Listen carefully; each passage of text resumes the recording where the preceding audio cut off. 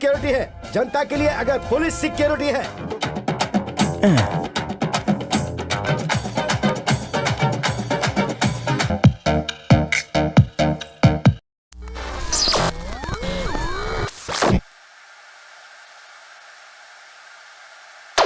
Di awal film kita akan diperlihatkan dengan banyak para masyarakat yang sedang bersukaria untuk menyaksikan film terbaru milik aktor idola mereka. Namun tiba-tiba bioskop ditutup karena seorang telah menyewa seluruh kursi bioskop di gedung tersebut.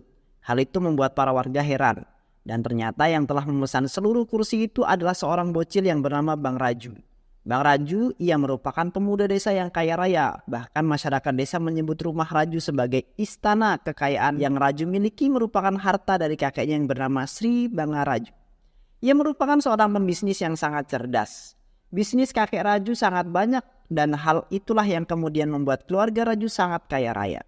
Namun pada suatu hari, Raju heran kepada kakeknya kenapa kakek tak pernah memberikan uang atau sumbangan kepada para pengemis. Lalu si kakek bilang hal itu tidak perlu kita lakukan karena uang sekecil apapun bisa kita gandakan. Jadi untuk apa menyumbang ke orang lain? Saat di perjalanan pulang, ayah Raju berkata kepada Sri Bangaraju agar ia mengganti mobilnya yang sudah tua. Namun kakek berkata jika ia tidak mau kecuali dia bisa mendapat untung yang lebih banyak. Namun tiba-tiba kecelakaan terjadi, sebuah truk menabrak mereka. Dan mereka semua pun dilarikan ke sebuah rumah sakit. Terlihat hanya kakek Raju yang terluka sedikit parah, sedangkan Raju dan yang lainnya hanya luka ringan. Raju kemudian menemui kakeknya. Terlihat kakek sangat sedih, sambil menangis kakek berkata, "Sekarang aku sadar bahwa selama ini aku telah banyak kehilangan kenangan dan kenikmatan. Seumur hidupku hanya tentang uang, uang, dan uang.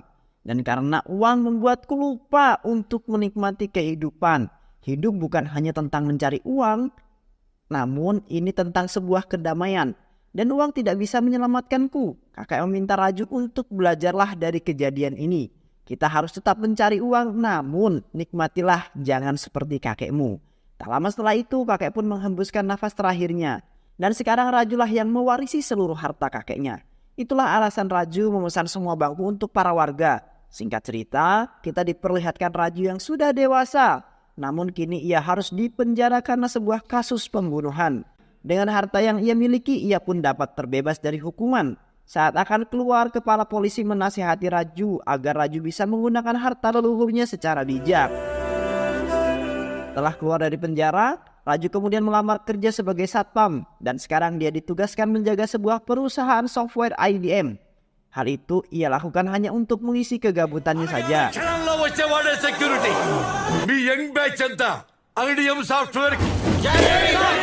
Selama bekerja, Raju selalu mendapatkan sebuah hinaan dan selalu direndahkan karena pekerjaannya. Namun Raju tidak terlalu memperdulikan hal tersebut. Justru Raju sangat menikmati pekerjaannya saat ini. Lalu kita akan diperlihatkan dengan seorang gadis cantik bernama Sruti. Ia bekerja di kantor yang sama dengan Raju. Namun Sruti bekerja sebagai staf di kantor IBM.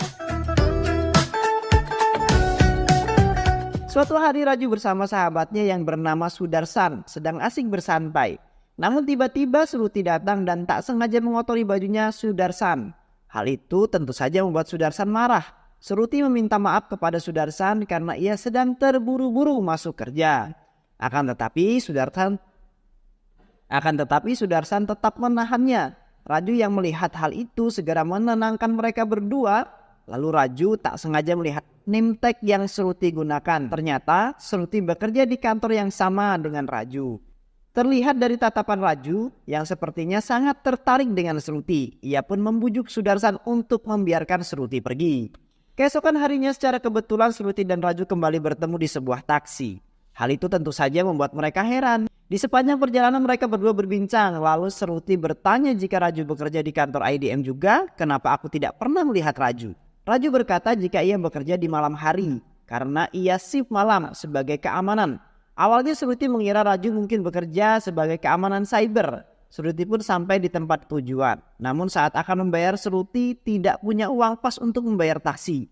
Raju kemudian dengan senang hati ia membayarkan ongkos Sruti. Sementara itu Raju pun sampai di base campnya. Terlihat rekan security Raju bernama Das yang sedang mengeluh dan gelisah.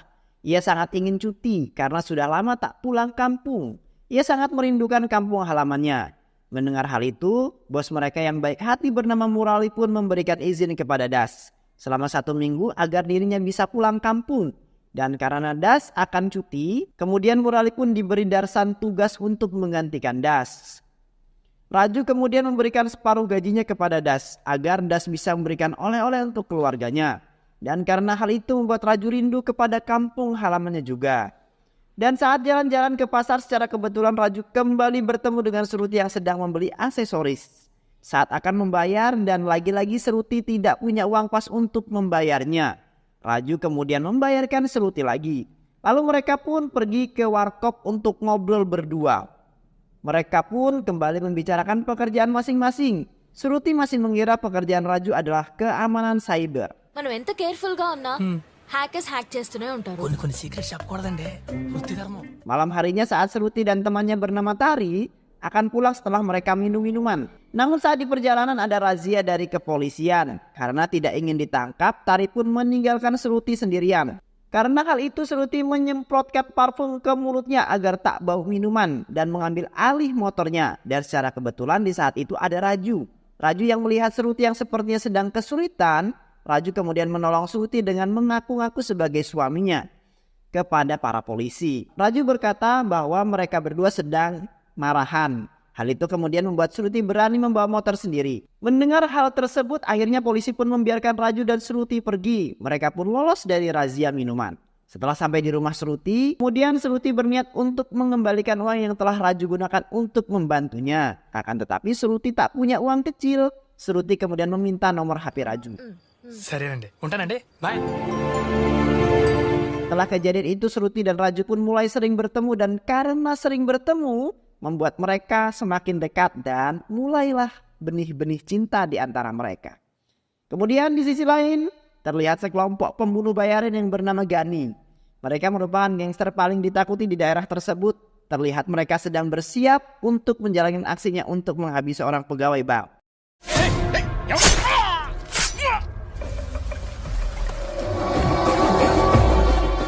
Setelah berhasil menjalankan misinya, ia kemudian mendapatkan misi yaitu membunuh seorang dan mereka pun akan membayar komisi jika Gani and the gang berhasil menghabisinya.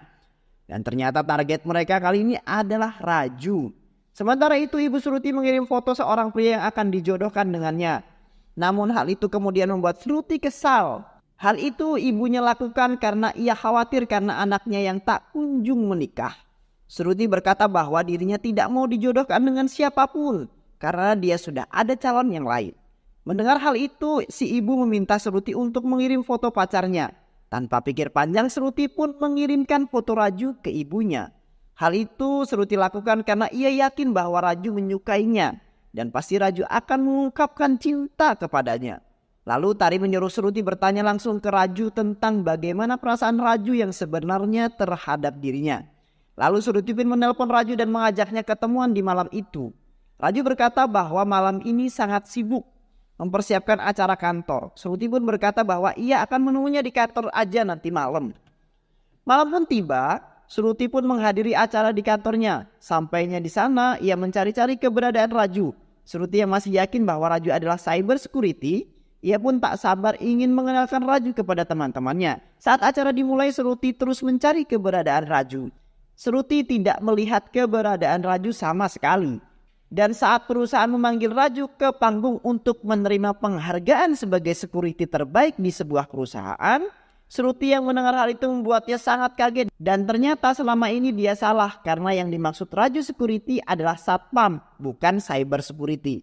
Dan karena hal itu juga Seruti diejek oleh teman-temannya. Karena sebelumnya Seruti bilang kekasihnya itu bekerja sebagai cyber security. Namun nyatanya hanya seorang satpam. Tak lama Ibu Seruti menelpon keluarga telah merestui hubungan Seruti dengan Raju.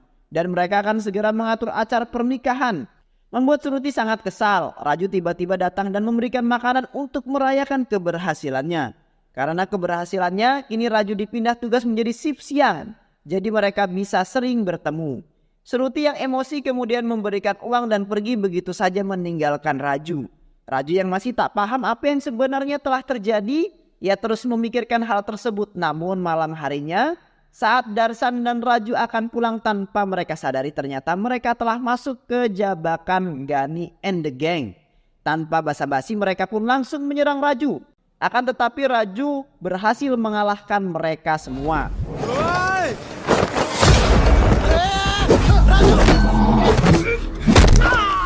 Dan Raju bersama Darsan pun pergi meninggalkan tempat tersebut. Dalam pertarungan, tadi Raju berhasil membunuh satu anggota tersebut dan ternyata adik dari Gani. Keesokan harinya, Taring membangunkan Suruti untuk berangkat kerja. Akan tetapi Suruti tak mau karena ia tidak mau bertemu dengan Raju. Ia masih kesal dengan Raju karena hanya seorang satpam. Ia juga berkata bahwa Raju telah menipunya. Mendengar hal itu, Tari kemudian berkata bahwa jika memang Raju berniat menipunya, Raju pasti akan menyembunyikan identitasnya sebagai satpam di depan Suruti. Tari juga berkata bahwa kalau ini adalah salah Suruti sendiri yang sudah salah paham dengan pekerjaan Raju. Seketika membuat Suruti mengingat kembali semua penjelasan Raju mengenai pekerjaannya. Dan memang benar bahwa Suruti karena telah salah paham. Karena hal itu Suruti pun semangat kembali dan bersiap pergi ke kantor. Di sisi lain Gani yang saat itu berada di rumah sakit, ia terlihat sangat emosi karena kematian adiknya. Tak lama setelah itu orang yang memerintahkan Gani untuk membunuh Raju pun menelponnya. Ia memarahi Gani yang tak becus dan tak bisa membunuh seorang satpam biasa. Dan ternyata orang yang menyuruh Gani untuk membunuh Raju adalah Raju sendiri. Namun Raju tidak mau mengungkapkan siapa dirinya yang sebenarnya. Ia meminta Gani untuk kembali menghabisi Raju. Darsan yang saat itu berada di belakang Raju membuatnya sangat kecewa. Ternyata kejadian semalam itu adalah ulah Raju yang mencari gara-gara.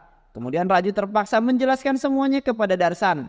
2 tahun lalu, kala itu desa kelahiran Raju sedang diadakan lomba tahunan, yaitu adu ayam dan juara bertahan selama bertahun-tahun masih dikuasai Amiredi. Namun gelar raja itu harus jatuh ketika Raju dan ayamnya mengikuti perlombaan tersebut. Di mana ayam jago milik Raju ternyata berhasil mengalahkan si raja adu ayam. Seketika harga dirinya pun jatuh karena raja adu ayam dikalahkan oleh Raju. Main di belakang, di depan lunci. లేదా ఆడి పుంజకి సరైన పెట్టతో పని. Raju dan Amiredi selalu saling bersaing, namun Amiredi selalu kalah dari Raju. Hal itu kemudian membuat Ami sangat dendam kepada Raju dan ingin mengusir Raju dari desanya. Hingga pada suatu ketika terlihat ada seorang warga bernama Yadi. Ia mengeluh kepada Naren, sang kepala desa. Karena semua udang tambak yang ia jaga selama ini malah mati dan membuat mereka gagal panen. Tak lama, Raju dan anak buahnya pun datang untuk memeriksa keadaan. Sebelumnya Raju sempat menasehati Yadi untuk membudidayakan udang bukan hanya modal air saja, tetapi ilmu. Karena ilmu sangat penting untuk mengetahui bagaimana caranya agar para udang bisa berkembang dengan baik. Semuanya butuh ilmu, jika menjalankan bisnis tanpa ilmu maka dipastikan akan rugi. Raju kemudian meminta agar Yadi mau menjual lahannya biar Raju yang mengelolakannya. Akan tetapi Naren di sana tidak setuju meskipun gagal panen, mereka tak akan pernah menjual tanahnya. Raju berkata jika terus-terusan seperti ini siapa yang akan menanggung kemiskinan keluarga Yadi. Teringat perkataan Raju kemudian Naren mengirim Arifin keponakannya untuk memberikan uang pada Yadi agar Yadi bisa belajar dan memulai kembali usaha tambaknya. Cerita berlanjut saat upacara kebangkitan nasional Raju menelpon sahabat untuk segera datang ke pertandingan. Akan tetapi ia berkata bahwa ia tidak bisa pergi sebelum kepala desa mengibarkan bendera. Tiba-tiba Raju ia menyuruh temannya membagikan coklat dan dia akan mengibarkan bendera itu sendiri agar mereka bisa segera pergi. Akan tetapi kepala sekolah yang melihat hal itu menahan Raju. Ia memarahi Raju karena Raju punya wewenang untuk itu. Amiredi yang berada di tempat itu berkata kepada Raju, meski Raju mewarisi banyak uang dari warisan leluhurnya, tak akan bisa membuat Raju mengibarkan bendera. Karena hanya kepala desa yang bisa mengibarkan bendera ini. Setelah acara selesai, Raju kemudian menghampiri kepala sekolah dan berkata bahwa besok di tahun selanjutnya, di tanggal yang sama, Raju sendiri yang akan mengibarkan bendera. Karena Raju akan menyalonkan diri sebagai kepala desa. Singkat cerita, Raju pun benar-benar ikut mencalonkan diri sebagai kepala desa baru di desanya untuk mendapatkan banyak pendukung. Raju menggunakan banyak uang untuk membelikan banyak barang yang akan ia bagikan kepada masyarakat. Sementara itu Rahul anaknya Naren pulang ke rumah ayahnya. Rahul merupakan sahabat Raju. Rahul berkata kepada ayahnya bahwa ia ingin menetap di kampung. Padahal sebelumnya Rahul bilang kepada ayahnya jika dia ingin menetap di Amerika. Di malam harinya, Naren mendekati Rahul. Naren berpikir jika Rahul sedang kesulitan ekonomi, makanya dia pulang ke kampung. Akan tetapi Rahul membantahnya, ia tidak kesulitan ekonomi. Tetapi setelah dia punya anak, dia sadar betapa beratnya seorang ayah ketika harus tinggal jauh dari anaknya. Keesokan harinya, terlihat Raju menyogok para bocil agar mereka merayu orang tua mereka masing-masing supaya mau memberikan suara untuknya. Lalu datang Rahul berkunjung ke rumah Raju. Raju sangat senang dengan kedatangan Rahul, sahabatnya yang lama merantau. Kedatangan Rahul ke rumah Raju untuk mengundang Raju agar dirinya bisa mendatangi pesta ulang tahun putrinya. Akan tetapi Raju heran kenapa Rahul bisa pergi dari desa untuk mencari kehidupan di luar sana. Sedangkan dirinya tak sedetik pun punya keinginan untuk meninggalkan desa kelahirannya. Keesokan harinya, Raju pun datang ke pesta ulang tahun putri Rahul. Kebetulan Amiredi terlihat Raju yang hanya membawa boneka kecil. Karena tak ingin kalah dari Raju, Reddy pun memberikan cincin untuk putri Rahul berniat untuk menghina Raju. Akan tetapi Raju yang tak mau kalah, dia memberikan kalung emas ke putri Rahul.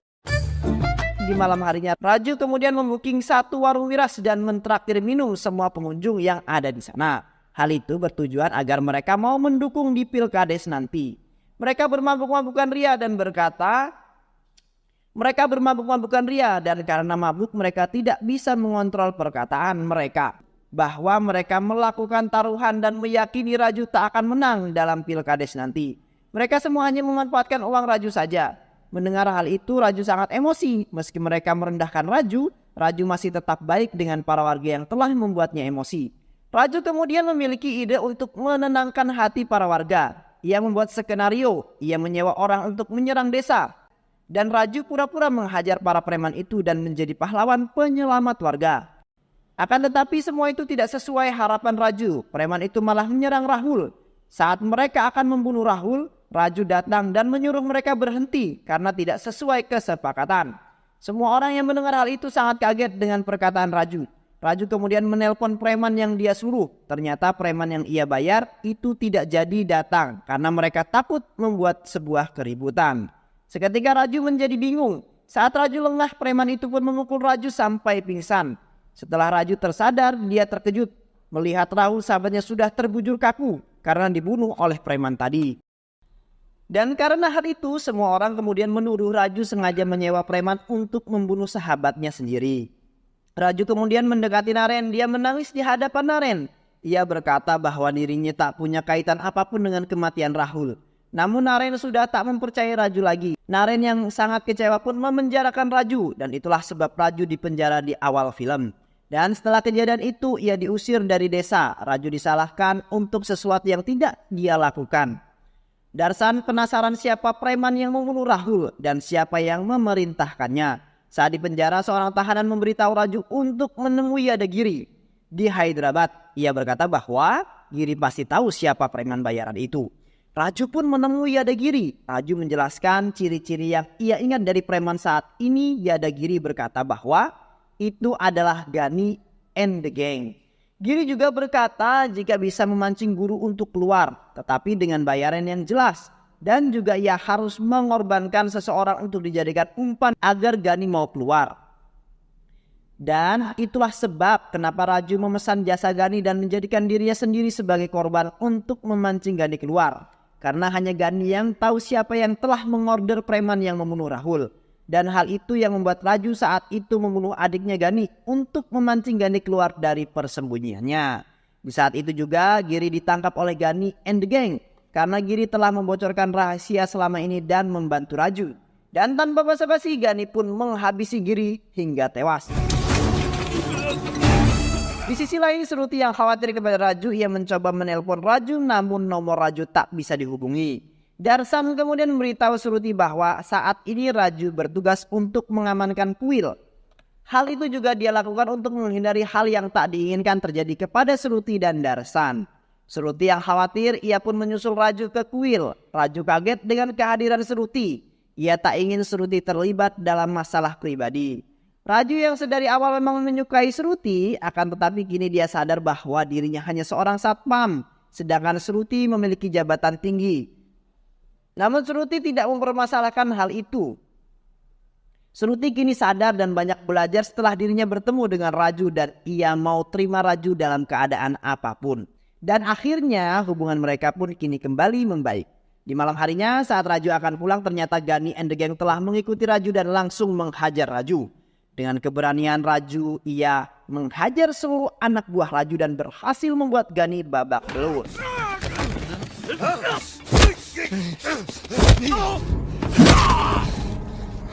Raju meminta agar Gani memberitahunya siapa yang telah menyuruhnya untuk membunuh Rahul. Meski dipukuli habis-habisan, Gani tak mengatakan apapun. Gani melempar pasir ke mata Raju dan berhasil kabur. Kemudian Raju melihat HP Gani yang terjatuh. Ia mengangkat telepon Gani.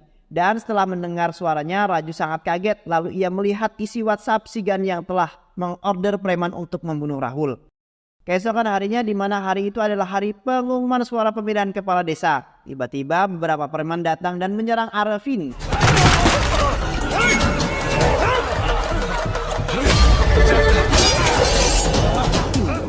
Arifin pun kesal dan dia berkata, "Aku telah membayarmu untuk membunuh Naren.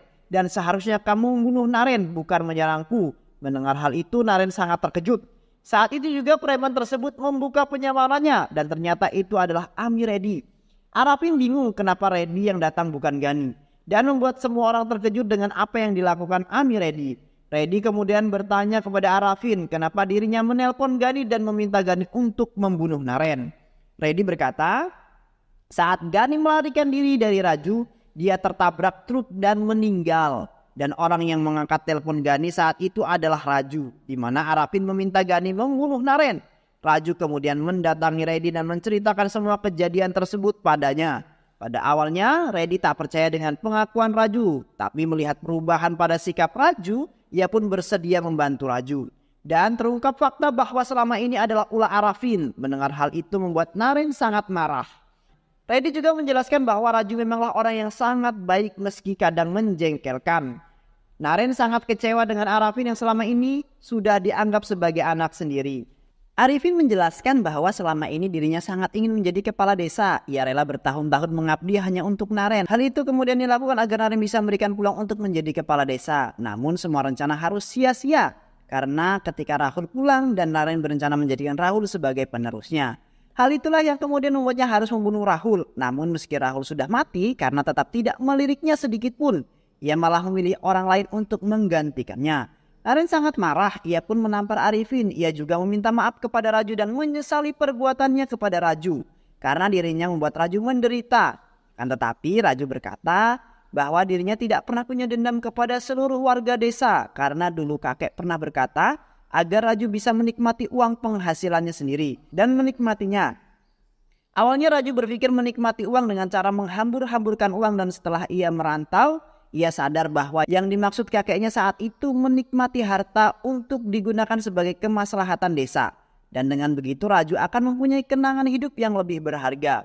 Mendengar hal itu Naren sangat bangga dengan Raju dan saat itu juga ia mengangkatnya sebagai kepala desa. Sedangkan Ami Reddy, Arifin ke penjara. Beberapa bulan berlalu, Raju kini telah menjadi kepala desa. Terlihat Raju juga membawa Darsan sebagai pegawainya dan Seruti yang kini menjadi istrinya. Dan film pun selesai.